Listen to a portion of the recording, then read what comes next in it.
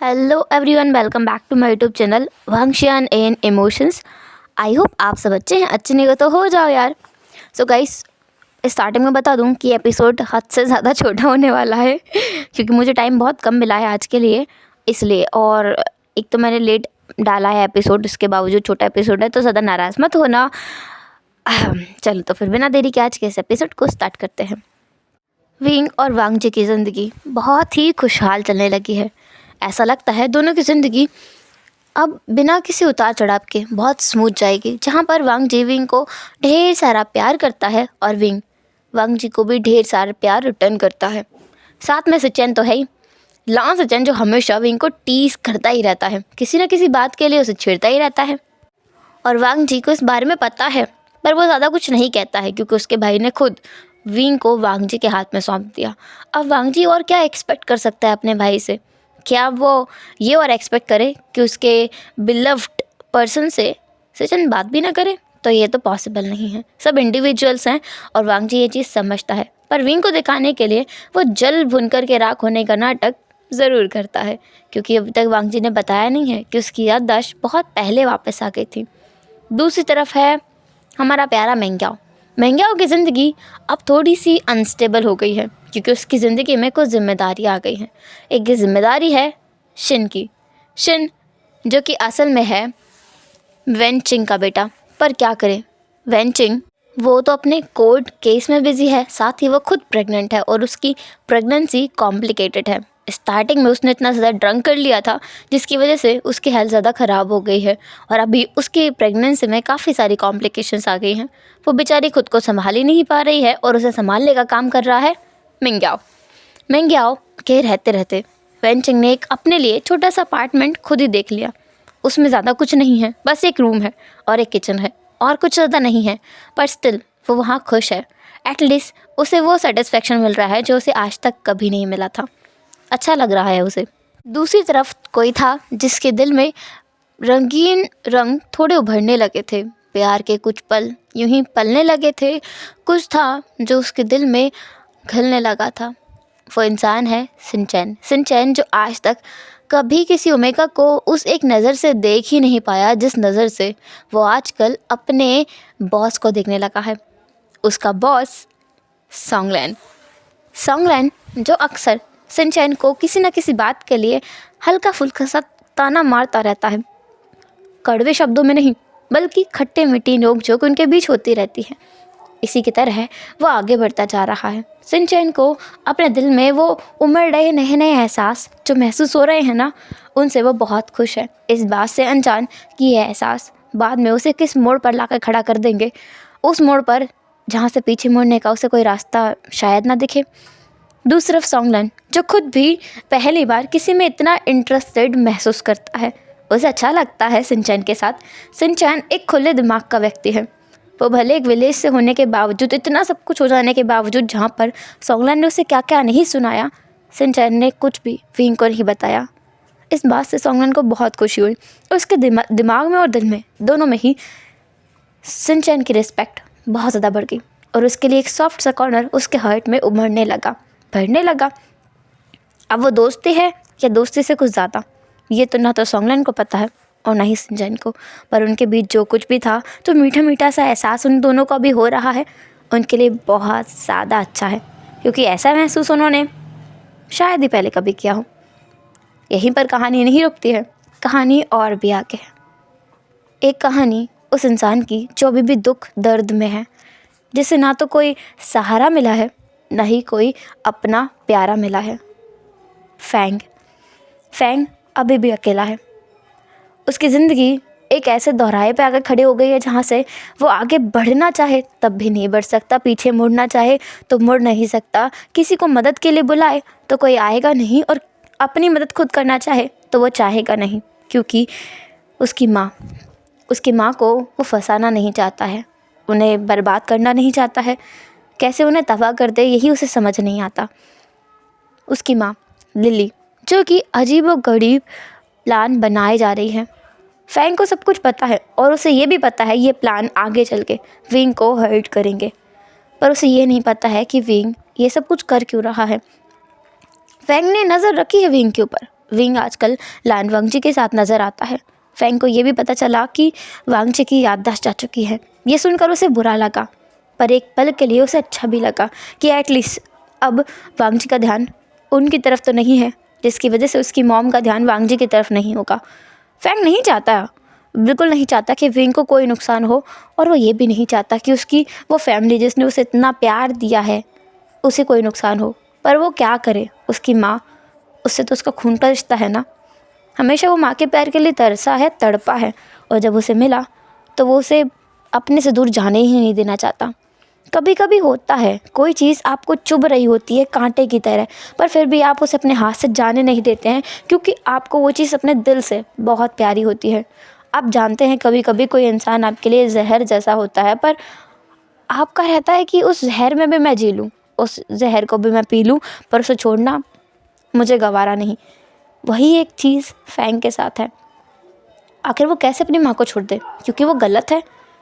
Ethics और morals कहते हैं कि फैंग को अभी उसके अपोजिट जाना चाहिए, पर उसका दिल वो तो मानने को तैयार नहीं है। वो अपनी माँ से बहुत प्यार करता है, लेकिन अपने डैड से भी उतना ही प्यार करता है। उसके डैड लान चेरेन, जिनके बिना भी वो नहीं रह सकता।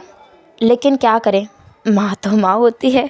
माँ के लिए एक बेटे का जो सॉफ्ट कॉर्नर है कुछ ज़्यादा होता है, वो उनके लिए कुछ ज़्यादा इमोशनल हो जाता है। तो वही हाल है। फैंग आज अंधेरे कमरे में ऐसे ही बंधा पड़ा हुआ है, दोनों हाथ बंधे हुए हैं, और वहाँ पर लगभग 2 दिन से ना तो उसे खाने के लिए कुछ मिला है और ना ही पानी मिला है पीने के लिए। दरवाज़ा खुलता है। रोशनी की वो एक किरण जो उसकी आंखों में चुभ जाती है कांटे की तरह, उसे महसूस करते ही फैंग अपने हाथों से अपनी आंखों को ढक लेता है। कुछ समय बाद उसे दिखती है वो हील्स। जिन हील्स को देख करके उसकी आंखों में हल्की सी उम्मीद की किरण जाग जाती है। वो अपना सर उठाकर कहता है, मॉम। क्या हुआ फैंग, तुम मान क्यों नहीं रहे हो? मेरा साथ दे दो। तुम मेरा साथ दोगे तो सब कुछ ठीक रहेगा। फैंग कहता है, नहीं मॉम, आप ऐसा मत कीजिए। ये it's not fine, it's going to ruin our life. हमारे पास सब कुछ तो है, फिर हम क्यों उनके पीछे हैं? आखिर रीज़न क्या है? वाई?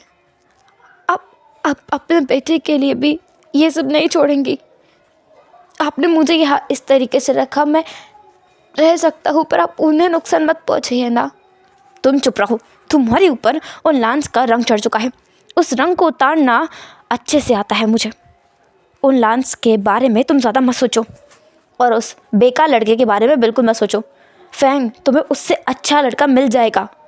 तुम्हें अगर लड़कों में इंटरेस्ट है ही तो कोई दिक्कत नहीं है, तुम्हें बहुत अच्छा ओमेगा मिलेगा। तुम उस पर ध्यान मत दो इतना। तुम्हारे लिए मैं चुन कर लाऊंगी बेस्ट चॉइस।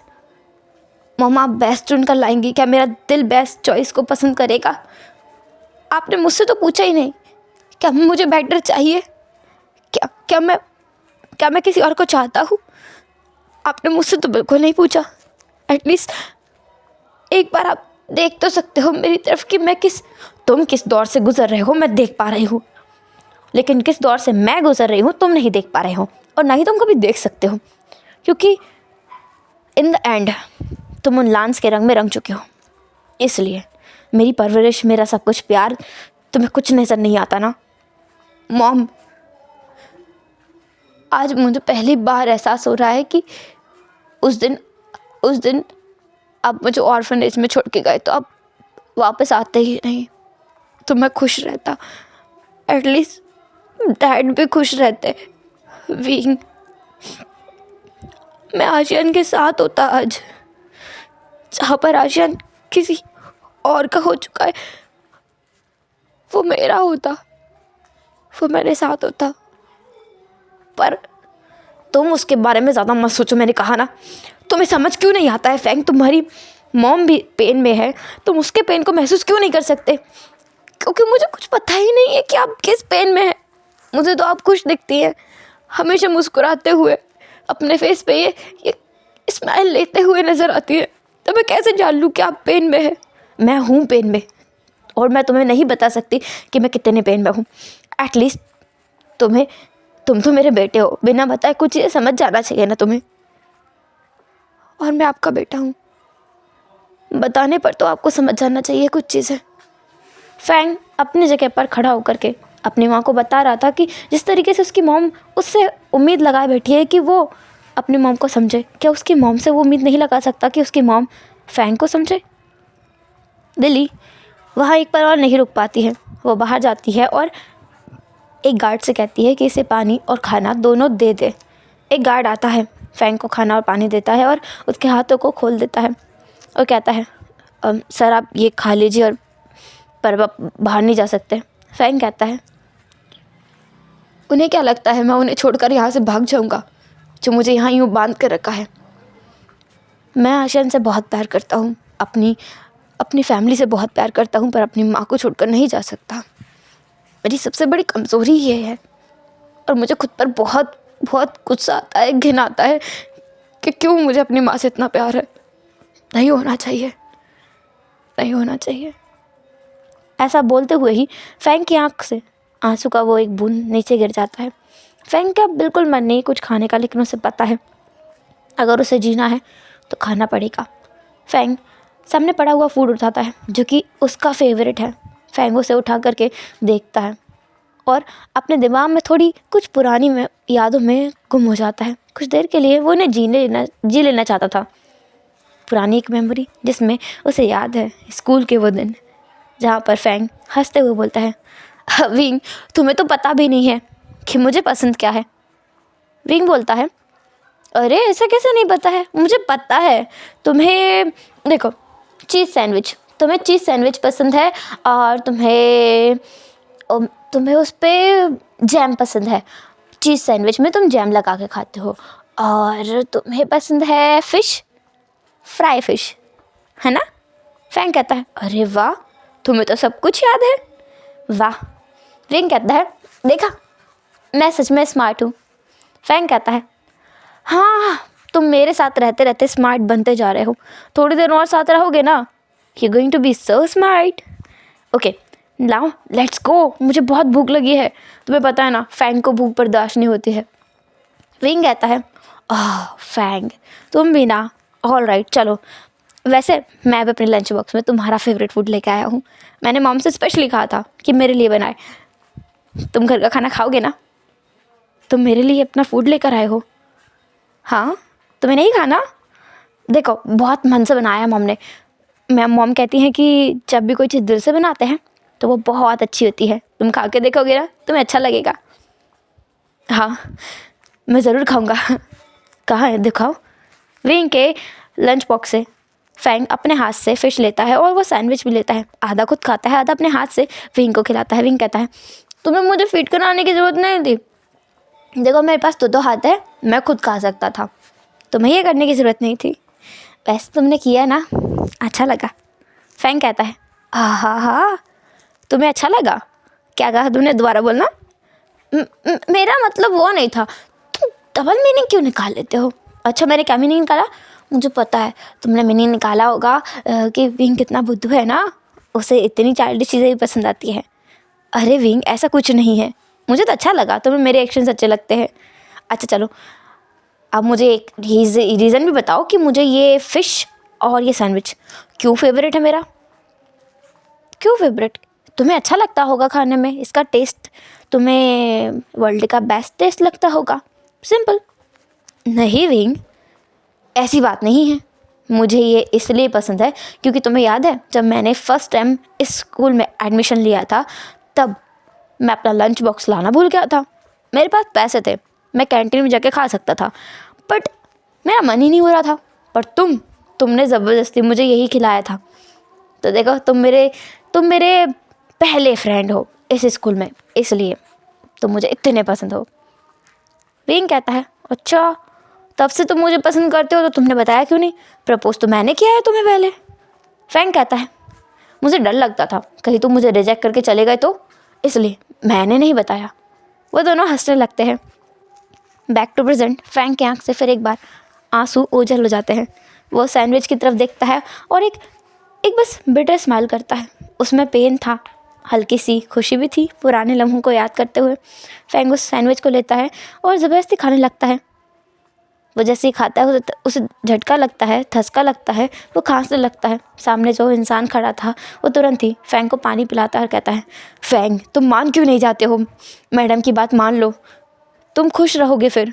फैंग कहता है, नहीं इसकी ज़रूरत नहीं है, तुम अपना काम करो, मेरे पास मत आओ, मैं ठीक हूँ, मैं ये खा लूँगा और कहीं भागूंगा नहीं, तुम जाओ।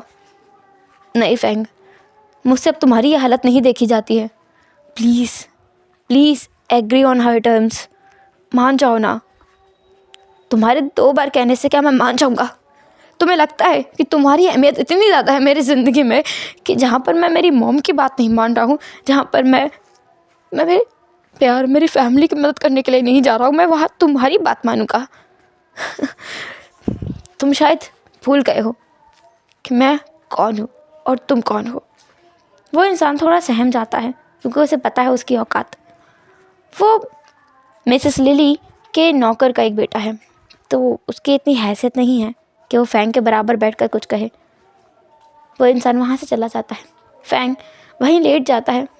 वहीं लेट करके वो चिल्लाने लगता है क्योंकि अब उससे बर्दाश्त नहीं हो रहा है। ये पेन उसे खाए जा रहा है, अंदर से मार डालने वाला पेन उसे हो रहा है। उसने शुरुआत में ही ये सब कुछ क्यों नहीं रोका? शुरुआत में ही अगर वो एक स्टेप ले लेता तो शायद इतना आगे बात बढ़ती ही नहीं, यहाँ तक पहुँचती ही नहीं। फैंग को बुरा लग रहा है, बहुत दर्द हो रहा है। उसे वापस अमेरिका जाना है, वापस से उसे वैसे ही रहना है। धीरे धीरे उसका दिमाग प्रोसेस करने लगता है सारी चीज़ें, उसके बचपन से लेकर के उसके उस ऑर्फनेज में जाने तक। ऑर्फनेज से कैसे लैंड फैमिली उसे अडॉप्ट करके लेके आई, इतना प्यार, सम्मान, रिस्पेक्ट दिया, सब कुछ। कैसे उसे विंग मिला, विंग से वो बचा कुचा खाली कॉर्नर भी भर गया, जिसने उसे वो प्यार दिया जो फैंग हमेशा से चाहता था। फैंग भी विंग से बहुत प्यार करता था, लेकिन इन द एंड उसकी मॉम ने उससे कहा था कि अगर वो विंग को नहीं छोड़ेगा तो विंग के लिए सही नहीं होगा, क्योंकि विंग की फैमिली उस टाइम तक उतनी रिच नहीं थी। और दूसरी बात, विंग खुद ही एक इमोशनल डैमेज था। अगर उसे उस समय फैंग थामता तो वो सब कुछ खो देता, उसकी मॉम को खो देता। फैंग अपनी मॉम और विंग दोनों में से किसी एक को चुन सकता था, और फैंग ने वो किया जो उसे सही लगा। उसका झुकाव अपनी मॉम की तरफ ज़्यादा था और वो अपनी मॉम के साथ चला गया, विंग को वहीं छोड़कर। उसी हालत में विंग को बिना बताए कि वो क्यों जा रहा है, बस इतना बोल कर कि अब उन दोनों के बीच सब कुछ ख़त्म हो गया है। विंग को बिना एक्सप्लेन किया, बिना रीज़न दिखाए, इसके बाद तो बस सब कुछ बदल गया। विंग को खुद से नफ़रत होने लगी कि उसने ऐसे इंसान से प्यार किया जिसे उसकी फीलिंग्स की कोई परवाह नहीं थी। क्योंकि फैंग के वो आखिरी शब्द जो उसने कहे थे विंग को अभी तक शायद याद थे। फैंग ने जाते जाते भी कहा था कि विंग जैसा इंसान फैंग के लायक नहीं है। फैंग एक अमीर इंसान है और विंग एक गरीब है। वो बड़ी मुश्किल से तो इस स्कूल में एडमिशन लेकर के पढ़ने आता है। उतने में ही उसने सोच भी कैसे लिया कि फैंग विंग से प्यार करेगा। वो तो विंग के साथ में खेल रहा था और कुछ भी आगे नहीं सोचा था उसने। तो विंग को वो शब्द शायद आज भी याद हैं। ये तो थी फैंग की एक कहानी जो शायद किसी को पता ही नहीं थी। अब हम किसी और की कहानी भी जान लेते हैं। वो कहानी है लांस जन और नीमिंगजे की। नीमिंगजे और लांस जन के बीच में उस दिन जब झगड़ा हुआ, उसके बाद से उन दोनों के बीच में थोड़ा मनमुटाव बन गया था। लेकिन कहते हैं ना, अगर 2 इंसानों के बीच प्यार हो तो या तो वहाँ प्यार रहेगा या गुस्सा। तो गुस्सा तो रह नहीं सकता, ऑब्वियसली प्यार रहेगा। वो दोनों फिर एक बार एक हो गए थे, मिल गए थे। और अब तो सुचैन ने बोला नीमिंगजे से, मिंगजे क्या मैं अपनी फैमिली में अब बता दूँ कि मैं भी किसी से प्यार करता हूँ? नीमिंगजे कहते हैं, तुम्हारे डाइवोर्स हुए 1 हफ्ता हो चुका है, तुम्हें कब बताओगे? वरना लगता है मुझे वेटिंग में रखने वाले हो। पर मैं एक बात बता दूँ, मैं वेट करने वालों में से नहीं हूँ। अगर तुमने इस बार अपनी फैमिली को नहीं बताया, आई स्वेयर सचिन, मैं तुमसे खुद ही शादी कर लूँगा। सचिन कहता है, इतना वेट किया है, थोड़ा और सही, थोड़ा और रुक जाओ, देखता हूँ मैं घर पे बात करके। वो दोनों जहाँ बात कर रहे थे वो था एक कैफेटेरिया, वहाँ पर न्यू हुसैन भी था। न्यू हुसैन कहता है, ओए हे क्या बात है, दोनों लव वर्ड्स आपस में रोमांस किए जा रहे हैं। और बेचारे मेरे विंग के बारे में कोई नहीं सोच रहा है, उसके बारे में तो सोचो। 1 हफ्ता हो चुका है तुम दोनों के डिवोर्स को, आप दोनों के डिवोर्स को। तो फिर क्या प्लान आगे का? उनकी शादी कराओ ना जल्दी से। कितना टाइम लगेगा, मुझे मेरे फ्रेंड की शादी देखनी है और अब तो मैं बिल्कुल तंदुरुस्त हूँ। तब इन्हीं मुझे कहते हैं, तुम्हें बेड से उठे हुए बहुत कम टाइम हुआ है हुसैन, थोड़ा आराम किया करो। मेरे बच्चे कहाँ है? क्या तुमने फिर एक बार तुमने अपने हस्बैंड को सारे बच्चे दे दिए है ना, दोनों बच्चे वो संभाल रहा है अकेले। मैं क्या कहता है, नहीं नहीं गग्गा, मैंने ऐसा नहीं किया है। एक्चुअली मेरे मदर इन लॉ और फादर इन लॉ ने मुझसे कहा था कि बस तुम पैदा कर दो, संभाल हम लेंगे। तो मैंने पैदा कर दिए, अब वो संभाले मैं क्या करूँ, मैंने तो नहीं कहा था। सचिन कहता है, हुसैन तुम उसका मॉम हो, तुम्हें बिल्कुल नहीं लगता कि तुम्हें अपने बच्चों के साथ में बिताना चाहिए थोड़ा समय? नहीं, हुसैन कहता है, ऐसा नहीं है, मैं उनके साथ समय बिताना बिल्कुल पसंद करता हूँ, पर हमेशा उनके साथ चिपकना मुझे नहीं पसंद है। उनकी परवरिश मैं नहीं कर सकता, मुझे इतना पता है। अगर वो मेरे साथ रहे ऑलमोस्ट मेरी तरह बन जाएंगे, और जो कि मुझे नहीं लगता कि ठीक रहेगा। सो दैट्स वाई वो अपने डैड के साथ, अपने ग्रैंड मदर ग्रैंड पा के साथ रहें, और आप दोनों के साथ रहे तो ज़्यादा बेटर है। मेरा काम जहाँ तक है मैं वो उतना करूँगा। वैसे भी मैं यहाँ आते हुए उनको फीड करा के आया हूँ। नीमिंग जी कहते हैं, तुम अपना मुंह बंद रखो। नी हुसैन बोलता है, दग्गा मैंने कुछ गलत नहीं बोला है। अब जब आप लोग जब मुझसे बार बार बोल रहे थे कि हुसैन तुम्हारे बच्चे कब होंगे, तब तो आप लोगों को शर्म नहीं आई, ये शर्मनाक काम नहीं था। मैंने इतना बोल दिया कि मैंने उन्हें फीड करा दिया तो आप लोगों को शर्मिंदगी महसूस हो रही है। वाह what a great people I have around me. Well अभी मैं जा रहा हूँ मेरे बाइक के साथ में। मैं विंग से बहुत दिनों से नहीं मिला, आज तो उससे मिल कर आऊँगा, खूब सारी बातें करूँगा उस समय। तुम विंग के पास जा रहे हो?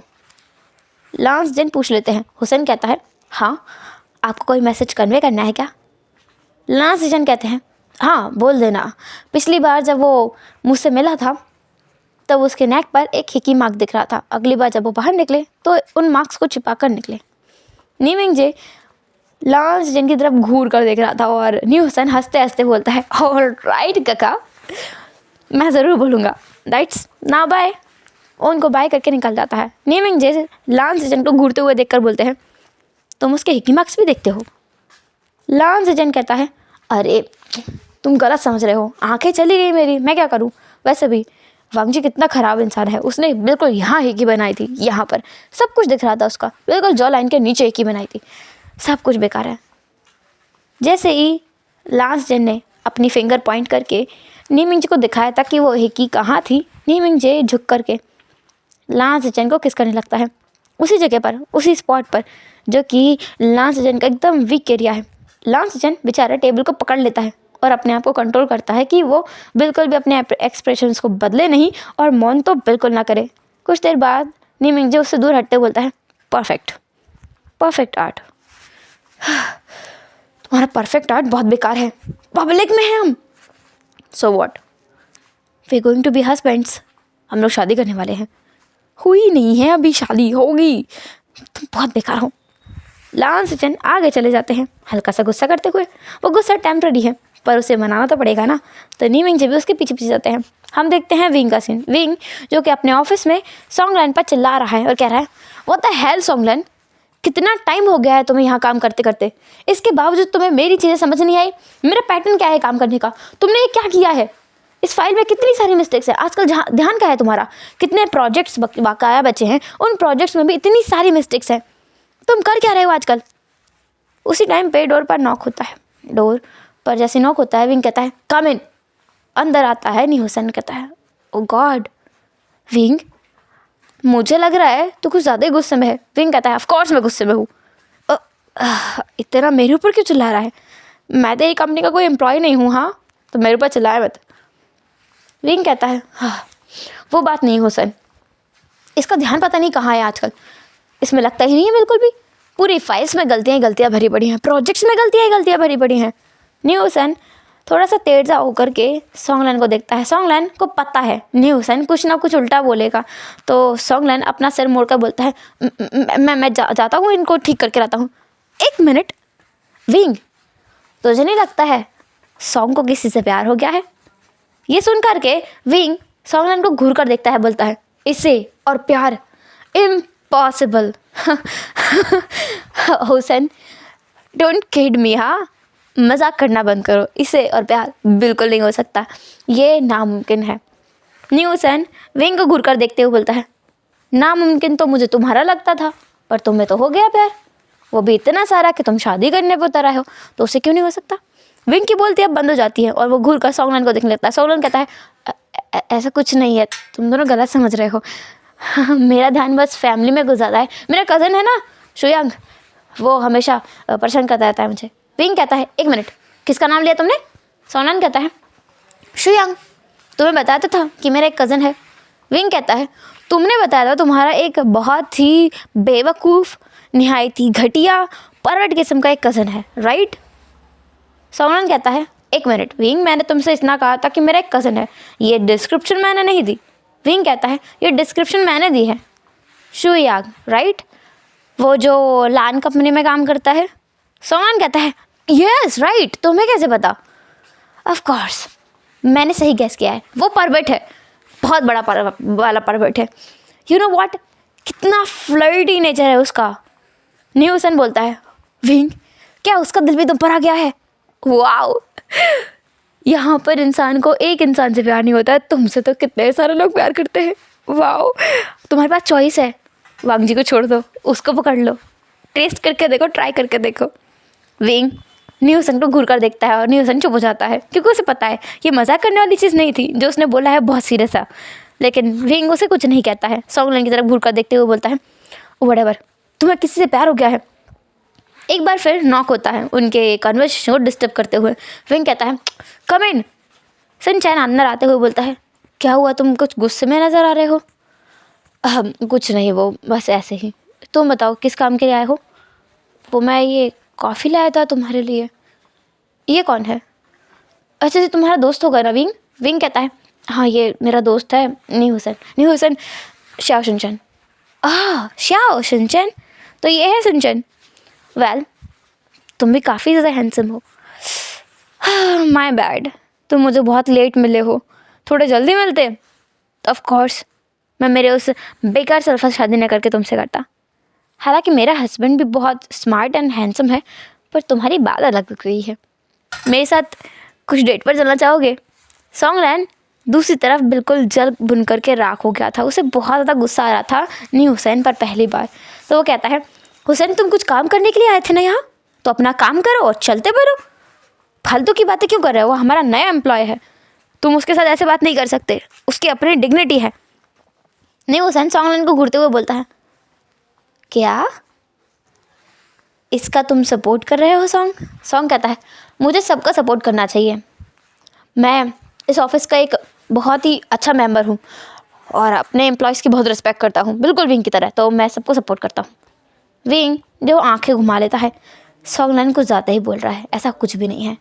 अपनी आंखें रोल करते हुए वो साइड में बैठ जाता है और सनशाइन बस हल्की सी स्माइल के साथ में विंग को कॉफ़ी पास करता है। फिर न्यू हुसैन उस कॉफ़ी को लेते हुए बोलता है, ये तो मुझे चाहिए। तुम्हें पता है विंग, 2 बच्चों को हैंडल करना कितना ज़्यादा मुश्किल काम है, मैं कितना ज़्यादा थक जाता हूँ। तुम्हें पता है दोनों के दोनों शैतान हैं, बहुत ज़्यादा शैतान है। वो दिन में तो जागते हैं और नहीं दिन में सोते हैं और रात में जागते हैं। अभी वो लोग सो रहे होंगे आराम से, जहाँ पर इसका मोम यहाँ वहाँ घूम रहा है, और रात में जब उसकी सोने की बारी आएगी ना, तब दोनों जाग जाएंगे। विंग कहता है, तू भी दिन में सो जाया कर, रात में जागता रहा कर, कंपनी मिल जाएगी उन्हें भी। हुसैन कहता है, विंग तू मेरे पेन को नहीं समझ रहा है, यू नो मैं कितना दर्द में हूँ, तो बच्चे संभालना बहुत मुश्किल काम है। हाँ, बड़ा थक जाता हूँ मैं। तो नाइट एक्टिविटी करना बंद कर दे, नहीं थकेगा। कौन सी नाइट एक्टिविटी, मैं कौन सी नाइट एक्टिविटी करता हूँ, कोई नाइट एक्टिविटी नहीं करता मैं। तो क्या बोल रहा है wing. Hussain, for your kind information, मैं भी किसी के साथ रिलेशनशिप में हूँ और मुझे पता है अल्फाज कैसे होते हैं, so don't you dare to kid me. मुझे पता है, तुम अपनी नाइट एक्टिविटी बंद कर दो।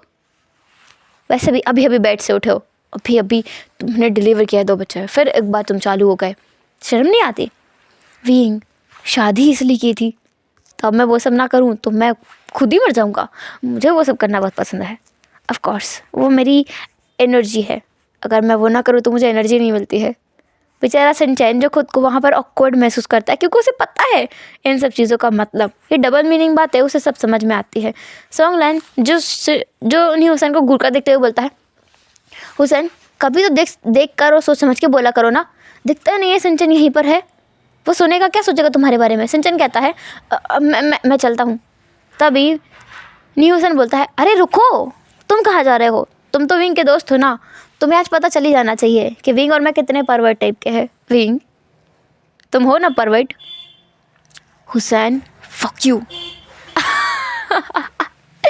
देखा सिंचन, तुमने कभी ये गाली सुनी है इसके मुंह से? बताओ, इतने अब्यूसिव वर्ड्स का इस्तेमाल करता है विंग। सिंचन तो बस घूर कर विंग को देख रहा था क्योंकि उसे नहीं पता था विंग गालियाँ भी देता है, वो भी इतनी भयानक टाइप की। विंग कहता है, हुसैन उसे परेशान करना बंद करो, देखो मैं हर किसी के सामने इतना ट्रांसपेरेंट नहीं हूँ, ऑल राइट। हुसैन कहता है, देखा, हुसैन की तो बात ही अलग है। तुम दोनों को पता है अगर मैं और विंग दोनों, सॉन्गलाइन बीच में बोलता है, हाँ अगर तुम एक अल्फ़ा होते तो वो तुमसे शादी कर लेते, अगर वो अल्फ़ा होता तो मुझसे शादी कर लेते, और अगर तुम्हारी फैमिली मान जाती तो तुम दोनों ओमेगा होते हुए भी शादी कर लेते, अगर तुम्हारी पहले शादी नहीं होती थी तो भी तुम दोनों शादी कर लेते। इन द एंड अगर तुम दोनों सिंगल बच जाते तब भी तुम लोग शादी कर लेते, अपने अपने हस्बैंड को डाइवोर्स दे करके। इन द एंड तुम लोग शादी करने वाले हो। पता है मैं 1000 बार सुन चुका हूँ, एटलीस्ट अब बोलना बंद करो जब विंग को किसी और से प्यार हो गया और तुम भी किसी से मैरिड हो, और तुम कितनी शेमलेस वाली हरकतें उसके साथ करते हो, उसके बावजूद भी तुम्हें ये सब बोलते हुए शर्म नहीं आती है? नहीं, हुसैन बस सॉन्ग को देखता रहता है और विंग हंसते हुए बोलता है, तुम्हारी बातें सबको याद हो गई हैं। न्यूसन कहता है, हाँ लगता तो यही है। वेल तुम भी कुछ कम नहीं हो, एटलीस्ट तुम भी बहुत बहुत ज़्यादा क्यूट हो, तो तुम चाहो तो रहने दो। सॉन्ग लाइन बीच में बोलता है और कहता है, मुझे नहीं करना कुछ तुम्हारे साथ, मैं किसी अल्फ़ा को ही पसंद करूँगा। ऑलरेडी मैं किसी को पसंद करता हूँ, मैं उसके साथ रहूँगा, उसके साथ काम करूँगा, उसके साथ ही मेरी नाइट एक्टिविटीज़ होंगी, तुम जैसे बेवकूफ़ के साथ नहीं होंगी जिसके पास कुछ है ही नहीं करने के लिए। हुसैन कहता है, मेरे पास क्या नहीं है विंग, मेरे पास क्या नहीं है करने के लिए, बताओ ज़रा क्या नहीं है मेरे पास करने के लिए। मैं तुम्हें किस कर सकता हूँ, मैं तुम्हें प्लेजर कर सकता हूँ, और क्या चाहिए तुम्हें? तुम वो नहीं कर सकते जो एक अल्फ़ा कर सकता है, विंग बोलता है। और ऐसा बोलते हुए वो न्यूसन के सर पर हिट करता है। न्यूसन कहता है, अय्या लगता है विंग मैं अभी अभी बेड से उठा हूँ। सॉन्ग और विंग उसे घूर कर देखते हुए बोलते हैं, नौटंकी। सॉन्ग की तरफ देखते हुए न्यूसन कहता है, ए तुम थोड़ा हद में रहो, विंग का ऑफिस है ये, तुम यहाँ पर उसके एम्प्लॉय बन के रहते हो, दोस्त बन के मत रहा करो। विंग कैसा एम्प्लॉय है तेरा, नाम लेता है तेरा। ए एम्प्लॉय, जाके हम लोगों के लिए कॉफ़ी लेकर आ जा। सलमान कहता है, कॉफ़ी लाए मेरे पैर का जूता जो कि पूरे 8 नंबर है, चाहिए? हुसैन कहता है, कॉफ़ी चाहिए, जूता नहीं चाहिए, वो तू खा, तू उसी के लायक है। सॉन्ग को गुस्सा आता है, वो आगे बढ़ता है। विंग कहता है, बस करो, कितना लड़ोगे, तुम जाओ अपना काम करो सॉन्ग, और हाँ ध्यान रखना कि मिस्टेक ना कर, तुम मिस्टेक करते हो मुझे गुस्सा आता है, मैं भी मेरे घर को छोड़कर यहाँ काम करने आता हूँ, मुझे भी अपना प्राइवेट स्पेस चाहिए रहता है, अगर तुम इतनी मिस्टेक करोगे तो मैं उन पर काम करते करते ही थक जाऊँगा। सिंचैन हंस पड़ता है। सिंचैन को देखते हैं तीनों लोग इकट्ठा मिलकर। सिंचैन कहता है, मुझे माफ़ करना, मैंने बस यूँ ही रिएक्ट कर दिया। सोमन कहता है, माफ़ी क्यों मांग रहे हो, तुमने कुछ गलत थोड़ी किया है, हंसी आ गई तो आ गई, और उस पर किसी का कंट्रोल थोड़ी है, जिस तरीके से खांसी और छींक आती है उसी तरीके से हंसी आ जाती है। विंग सोमन को देखता है, बोलता है, आर यू श्योर? सोमन वहीं चुप हो जाता है और न्यू हुसैन हंसने लगता है तालियां मार मार के। न्यू हुसैन वहीं बैठा रहता है और बाकी दोनों निकल जाते हैं। न्यू हुसैन कहता है, एक बात बताऊँ विंग, तू प्यार वगैरह में इतना माहिर नहीं है ना, तो तुझे ये चीज़ें दिखती भी नहीं है, पर मुझे सब नज़र आता है, कुछ जानना चाहेगा? विंग न्यू हुसैन की तरफ तिरछा होता है, उसके करीब जाते हुए बोलता है, बताओ। न्यू हुसैन विंग के बहुत पास आता है और उसकी चीक्स पर किस करते हुए बोलता है, तुझे पता है ये दोनों सामने अभी भी गए ना हमारे, ये एक दूसरे के प्यार में है। विंग कहता है, नहीं ऐसा कैसे हो सकता है, सिंचैन और सॉन्गलैन, नहीं इम्पॉसिबल। विंग का चेहरा पकड़ता है न्यू हुसैन अपनी तरफ करते हुए बोलता है, विंग बात सुन मेरी, सच में प्यार में है वो दोनों, मैं तुझे प्रूफ दे सकता हूँ इस चीज़ का। विंग कहता है, अच्छा दे के देखा, चल आज तो तेरे साथ प्रूफ ढूंढ ही लेता हूँ मैं। न्यू हुसैन बोलता है, विंग हम दोनों कॉलेज टाइम के जैसे नहीं हो गए क्या, लोगों के ऊपर स्पाई करने वाले? विंग कहता है, इसमें मज़ा आता है ना। न्यूज़न कहता है बहुत मज़ा आता है, आज तो तेरी मस्ती करा के रहूँगा मैं। चल चल चल, ऑफिस का काम तू कितने महीनों से कर रहा है? लगभग 1 साल से। मैं तुझे परेशान नहीं कर पाया। आज हम दोनों मिल करके हड़कंप मचाते हैं पूरे ऑफिस में, मज़ा आएगा। वैसे भी ऑफिस ही तेरा है, कोई कुछ कहने वाला ही नहीं है। विंग कहता है बात तो सही है, ऑफिस तो मेरा ही है। आज मेरे एम्प्लॉयज़ भी जान जाएंगे कि विंग कितना ज़्यादा शैतान इंसान है। चल। वो दोनों उठ जाते हैं और वहाँ से चले जाते हैं सॉन्गलैन और सनचैन के पास। सॉन्गलैन और सनचैन दोनों एक साथ ही थे अभी। वो दोनों मतलब विंग और न्यूसन दोनों एक वॉल के पीछे छुप करके उन दोनों को देख रहे थे। पीछे से एक एम्प्लॉय जाते हुए जा रहा था, उन दोनों को देख रहा था। जैसे ही वो उनका चेहरा देखता है बोलता है बॉस। विंग कहता है श्श। हुसैन भी श्श, क्या कर रहे हो, बोलो मत, तुम जाओ। विंग के कहने पर वो एम्प्लॉय चला जाता है और पूरे ऑफिस में एक तरीके से एक खबर फैल जाती है कि उनका बॉस उनके एम्प्लॉयज़ के ऊपर स्पाई कर रहा है। तो सब लोग एकदम जुट कर काम करने लगते हैं कि हमारे ऊपर नज़र न रख ले हमारा बॉस, वरना हमारा क्या होगा, हम तो फंस जाएंगे।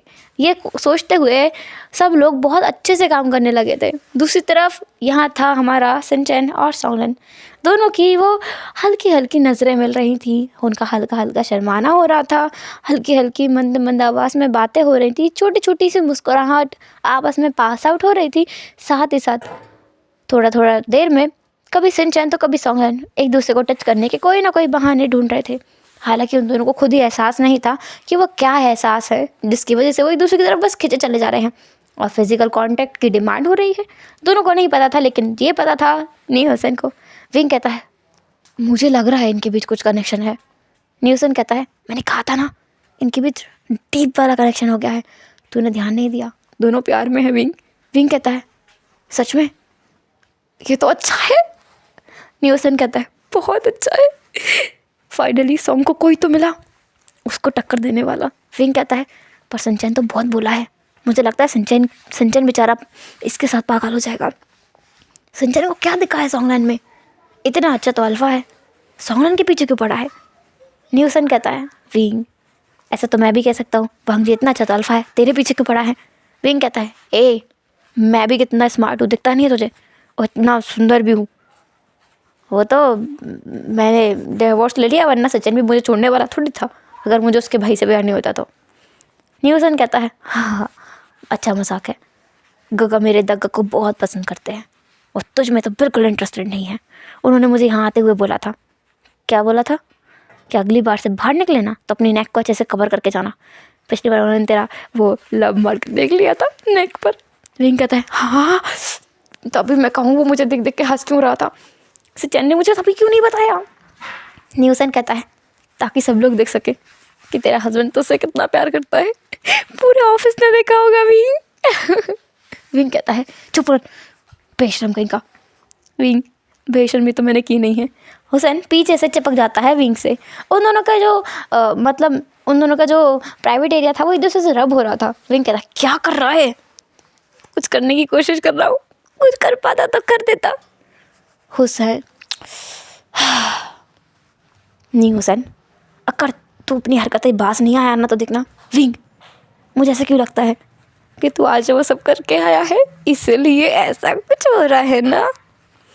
मैं तेरी तरह परवट नहीं हूँ ना जो रोज वो सब करूँ, क्या पता वांगजी हो। विंग कहता है वो तो है, तुझ पर बिल्कुल तुम दोनों सगे भाई लगते हो मुझे, एक जैसे हो दोनों के दोनों। वेल मैं यहाँ से जा रहा हूँ, चल उन दोनों को रहने दे आपस में मस्त, उन दोनों के बीच में वो रिलेशनशिप है ना स्ट्रांग होने दे, चल चल। न्यूसन का हाथ पकड़ के खींचते हुए विंग ले जाता है। वो दोनों फिर एक बार अपने कैबिन में जाते हैं। न्यूसन और विंग बैठ करके बहुत देर तक काफ़ी सारी पुरानी बातों को दोहराते हैं, मतलब अपने पुरानी मेमोरीज़ को रिकॉल करते हैं, जिस उससे बातें करते हैं, बहुत सारी बातें करते हैं। और न्यूसन उल्टी सीधी हरकतें करता है, विंग खुद भी उल्टी सीधी हरकतें करता है न्यूसन के साथ मिलकर। एक दूसरे को यहाँ वहाँ एकदम टच करना, मारना, थप्पड़े खींचना उनके बीच चलता रहता है। जैसे विंग अपने फाइल को चेक कर रहा था और हुसैन पीछे से आकर उसके सिर पर थप्पड़ मार देता है। विंग का फेस सीधा टेबल पे लगता है। विंग कहता है ऐसा ना हो कि मैं धक्के मार के निकलवा दूँ मेरे ऑफिस से। हुसैन कहता है उप्स मेरा हाथ, मैंने कितना बोला इसे विंग कि मत मार, विंग तुझे नहीं छोड़ेगा, पर इसने कहा कि वो दोस्त है, वो ना छोड़े तो भी क्या फ़र्क पड़ता है, पकड़ लेने दे, जकड़ लेने दे, बाहों में भर लेने दे और तुझे चूम लेने दे। हाँ हुसैन, मैं तुझे मार डालूंगा। नहीं, हुसैन कहता है मार देना विंग, अपने दिल के बाहर से गोली चला दे मेरे दिल पर और बस धाए धाए करते। विंग कहता है तू नहीं सुधरेगा ना। विंग, हम लोग पैदा ही बिगड़ने के लिए हुए थे। विंग कहता है बात तो तूने सही की है। वो ताली दे करके फिर एक बार हंसने लगते हैं। आज का दिन विंग के लिए बहुत ज़्यादा अच्छा था। आज उसने बहुत मस्ती की अपने दोस्त के साथ। इतने दिनों के बाद वो हुसैन से इतने अच्छे तरीके से बात कर पाया। अदरवाइज़ पूरे प्रेगनेंसी में उसके मूड स्विंग्स को झेलता रहा है विंग। सही से कोई बात हो ही नहीं। बेस्ट फ्रेंड तो बेस्ट फ्रेंड होता है। वो रिलेशनशिप तो आज तक सचैन के साथ भी नहीं बना, किसी के साथ नहीं बना जो विंग का न्यू हुसैन के साथ है। एकदम बेस्ट वाला। विंग अपनी कार से घर जा रहा था, अपनी कार को ड्राइव करते हुए। घर जाते जाते वो बस न्यू हुसैन के बारे में सोच रहा था। जाते जाते वो उसे कुछ याद आता है तो वो अपनी कार को फिर एक बार मोड़ लेता है और कुछ देर बाद फिर घर पहुंचता है, जहाँ पर लान वांग जी पहले ही पहुंच चुका था। विंग जाता है, डोरबेल बजाता है। वांग जी दरवाज़ा खोलता है। अंकल लान चरेन उसका वेट कर रहे थे। अंकल कहते हैं तुम आ गए विंग? विंग कहता है जी शुशु, लंजा तुम्हारे लिए। वो 2 बुकेस लेकर आया था फ्लावर्स के। एक बुके वो वांग जी को देता है, दूसरा ला करके लान चिरन को देता है। चिरन कहता है अरे बेटा इसकी ज़रूरत नहीं थी। शुशु, आई मीन डैड, कुछ काम ना ज़रूरत के लिए नहीं दिल से किए जाते हैं, और ये मेरा दिल की एक भावना है जो मैं आपके साथ बांटना चाहता हूँ। लंजा चलो हम लोग डिनर कर लेते हैं, उसके बाद मैं फ्रेशन अप हो जाऊँगा। मुझे बहुत भूख लगी है। क्या बनाया आज? अरे वाह, सूप, मुझे तो बहुत पसंद है। अरे वाह, ये तो बहुत सारा खाना है। डैड क्या आज कोई आने वाला है? वांग जी विंग के पास जाते हुए बोलता है नहीं, कोई आएगा नहीं, लेकिन हम दोनों मिलकर आज ये सुपर डेट एंजॉय करेंगे। लान चिरन की तरफ देखता है विंग। चिरन कहता है आदत हो चुकी है मुझे अब तुम दोनों की, चिंता मत करो, मुझे पता है तुम दोनों की डेट है। मैंने कहा था मैं बीच में ना आऊँ, पर वांग जी नहीं माना, मुझे बिठा लिया यहाँ। चलो हम लोग अपना फूड एंजॉय करते हैं।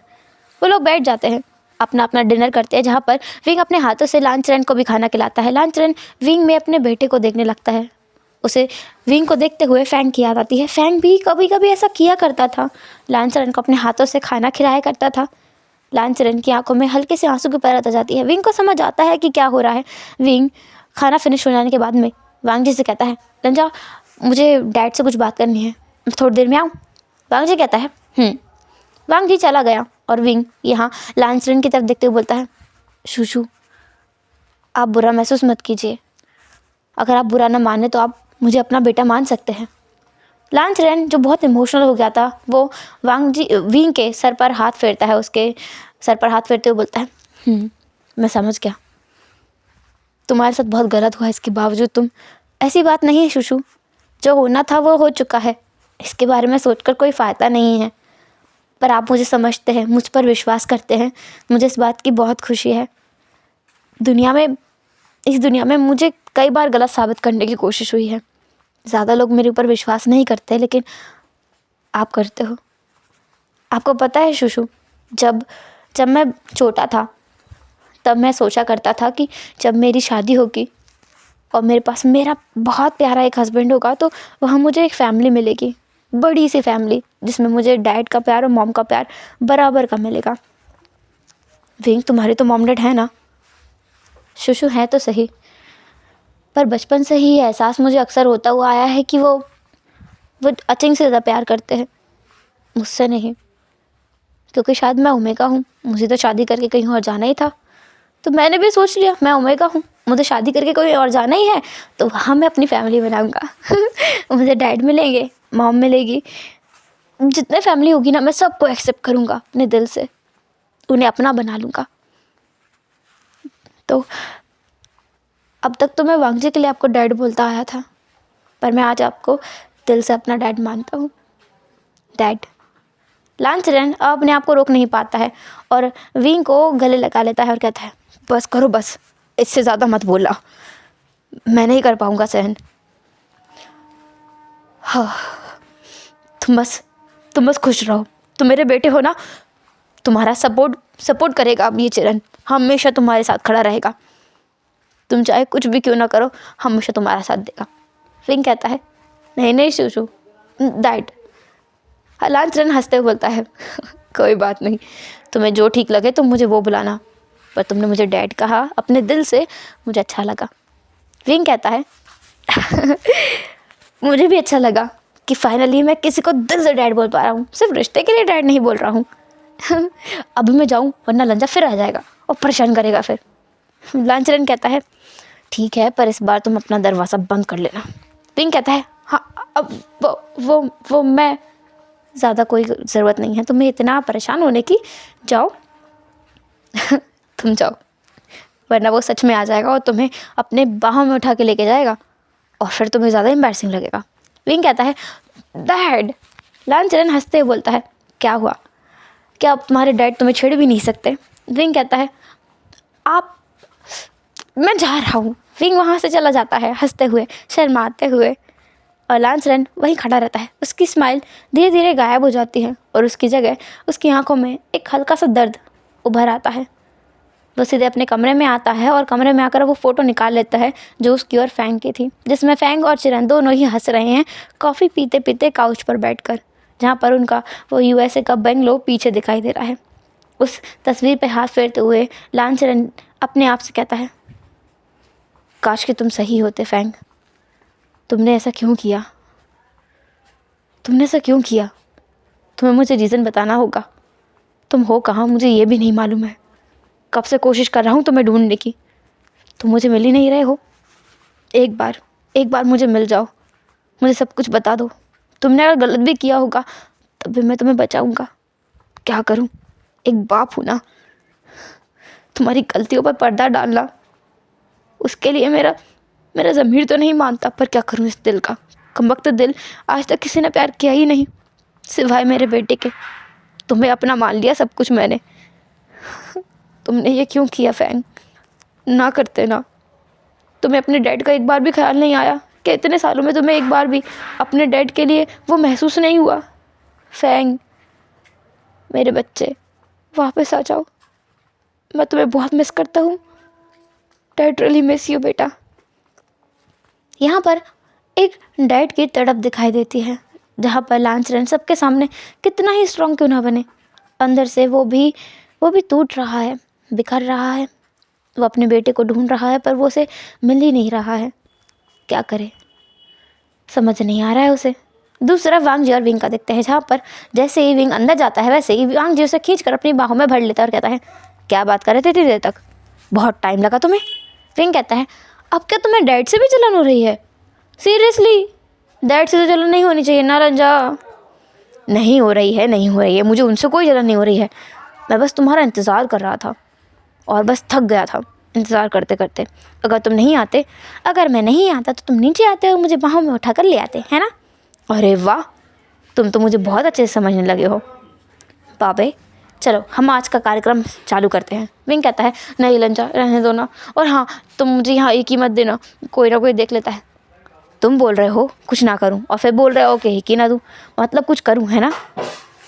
विंग जो अपनी ही बातों में उलझ जाता है, लेकिन इन द एंड वो अपने दिल की सुनता है और एक बार फिर वो दोनों एक हो जाते हैं, अपने प्यार में खो जाते हैं, एक दोनों को अपने रंग से भर देते हैं।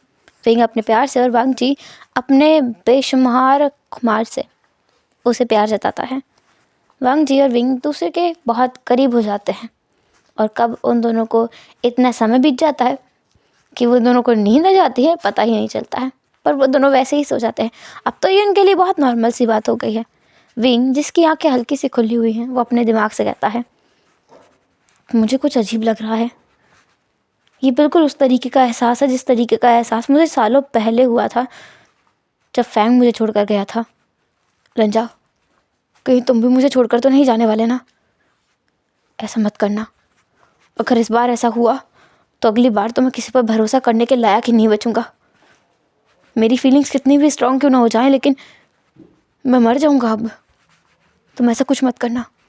विंग ये सोचते हुए काँप गया था, अंदर तक वो खुद को झंझोड़ा हुआ महसूस कर पा रहा था। ऐसा लग रहा था कि उसकी सांसें किसी भी पल रुक जाएंगी।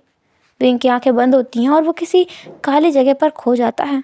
उस काले अंधेरी जगह पर उसे रोशनी की किरण नजर आती है।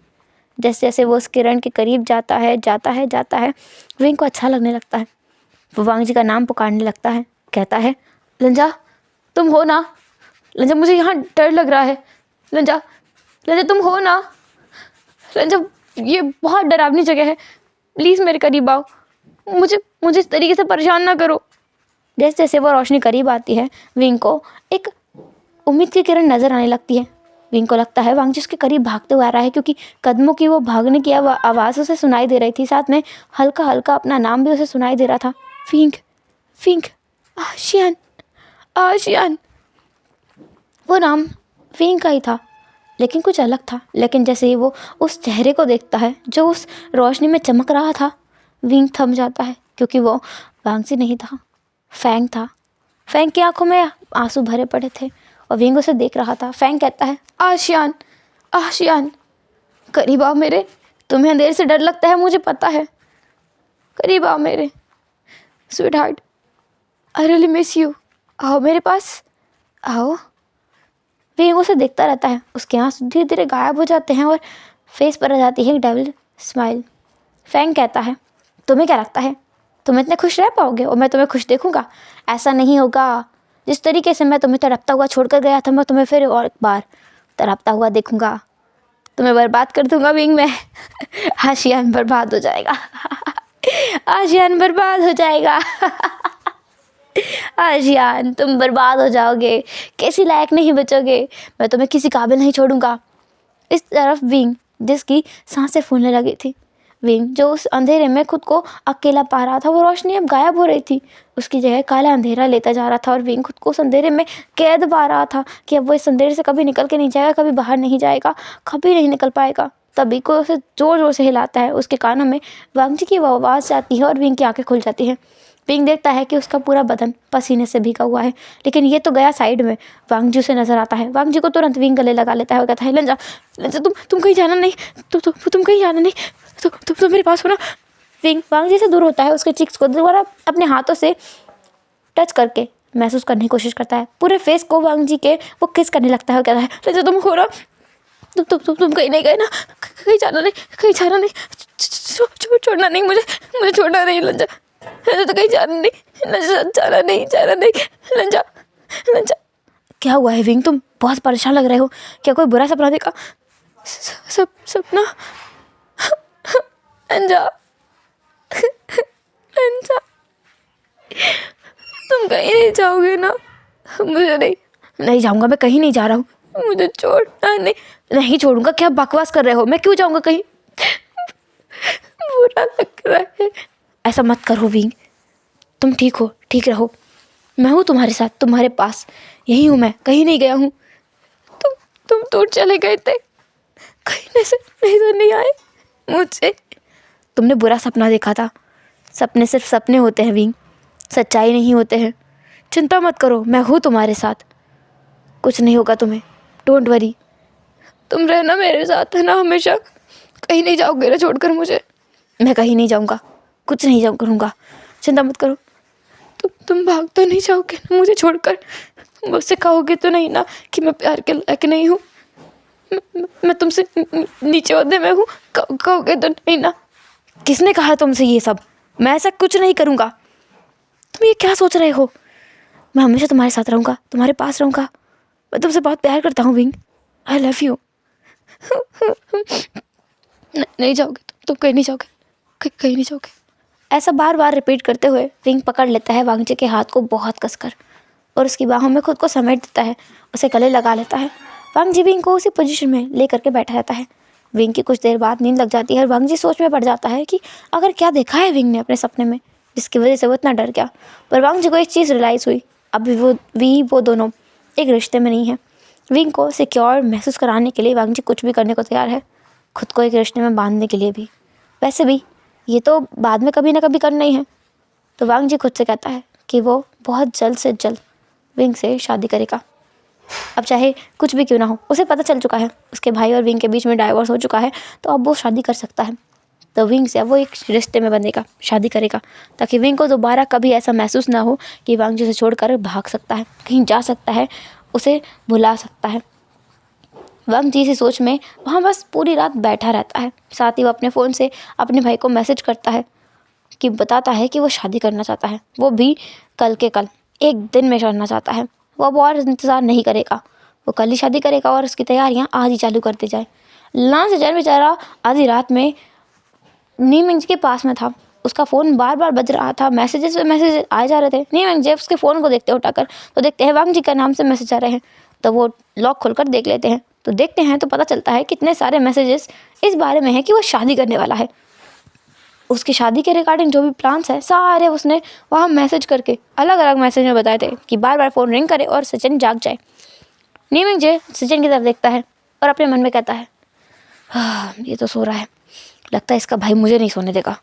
नीमिंग जे खुद उसका फ़ोन लेते हैं और खुद ही उन सब तैयारियों में लग जाते हैं क्योंकि वो सचिन को जगाना नहीं चाहते। वैसे भी कोई तैयारी करे, प्रिपरेशन से मतलब है ना, चाहे वो नीमिंग जे करे या फिर लांग सचिन करे।